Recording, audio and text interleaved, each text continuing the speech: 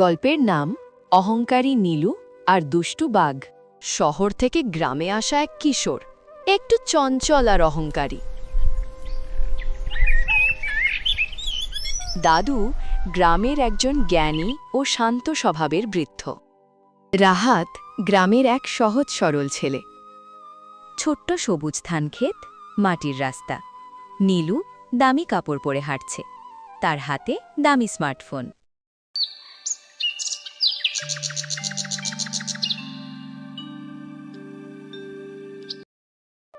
উফ, বাবা মা আমাকে এই অজপাড়া গায়ে কেন পাঠালো? চারদিকে শুধু কাদা আর মশা, ইন্টারনেটে স্পিডও নেই। কিরে নীলু ভাই, গ্রামের বাতাস কেমন লাগছে? বুক ভরে শ্বাস নে, এমন শুদ্ধ বাতাস শহরে পাবি না। তুমি কি সারাদিন এই মাছ ধরেই সময় নষ্ট করো? আমি তো ভিডিও গেমে 1 মিনিটে 100টা মাছ ধরি। ভাইয়া, ভিডিও গেমে মাছ ধরলে পেট ভরে না। আমরা কষ্ট করে শিখি কিভাবে প্রকৃতির সাথে চলতে হয়। তোমাদের এই কষ্টই সার। তোমাদের না আছে আধুনিক প্রযুক্তি, না আছে বুদ্ধি। আমি চাইলে তোমাদের পুরো গ্রাম কিনে নিতে পারি। দাদু ভাই, পাশে জঙ্গলে যাবা না, ওইখানে হিংস্র বাঘ থাকে। বাঘটি মানুষ দেখলে তাড়া করে। নীলু দাদুর নিষেধ না শুনে জঙ্গলের মধ্যে চলে যায়। জঙ্গল ঘুরে দেখতে দেখতে নিজের অজন্তে জঙ্গলের গভীরে চলে যায়।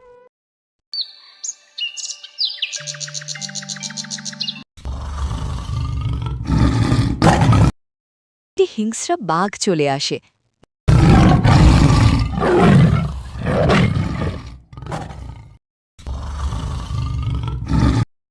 নীলুকে তাড়া করতে লাগলো। নীলু বলতে শুরু করলো, আমাকে বাঁচাও, কেউ কি আছো, আমাকে বাঁচাও। এটা তো নীলুর গলা। নিশ্চয়ই নীলু কোনো বিপদে পড়ছে। আমাকে ওকে সাহায্য করতে হবে। রাহাত নীলুকে সাহায্য করার জন্য দৌড়াতে লাগল। একটি বাঘ নীলুর দিকে তেড়ে আসছে। রাহাতের হাতে ছিল একটা ব্যাট, ওইটা দিয়ে বাঘ মারতে শুরু করল। বাঘটি মাটিতে পড়ে গেল। আমাকে ক্ষমা করে দিও। আমি ভেবেছিলাম টাকা আর প্রযুক্তি থাকলেই সব করা যায়, কিন্তু আজ বুঝলাম গ্রামের মানুষের জীবনবোধ আর তাৎক্ষণিক বুদ্ধি অনেক বেশি শক্তিশালী। কোনো ব্যাপার না ভালিয়া, আমরা গ্রামবাসী একে অপরের বিপদে এভাবেই এগিয়ে আসি। এটাই আমাদের সম্পদ।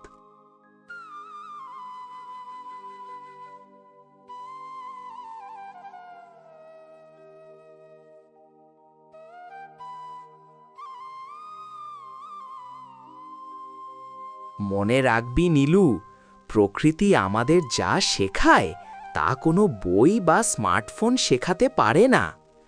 অহংকার মানুষকে একা করে দেয়, আর ভালোবাসা মানুষকে এক করে।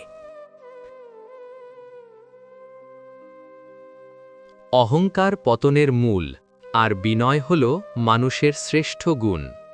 ভিডিওটি ভালো লাগলে সাবস্ক্রাইব করবেন, লাইক করবেন, কমেন্টসে আপনাদের নাম লিখে দেন। পরবর্তী কোনো গল্পে আপনাদের নামে ক্যারেক্টার তৈরি হবে।